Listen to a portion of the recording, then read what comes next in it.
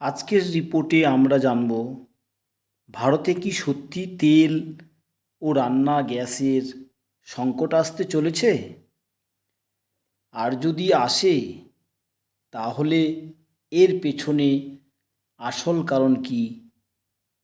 দাম বাড়ছে, আন্তর্জাতিক পরিস্থিতি খারাপ হচ্ছে, অনেকেই ভাবছেন ভবিষ্যতে কি গ্যাস সিলিন্ডার পাওয়া যাবে না।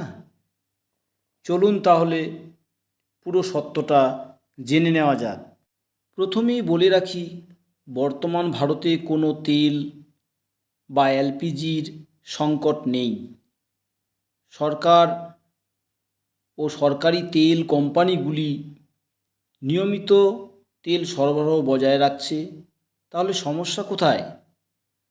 ভারত নিজের প্রয়োজনের প্রায় 85% তেল বিদেশ থেকে আমদানি করছে।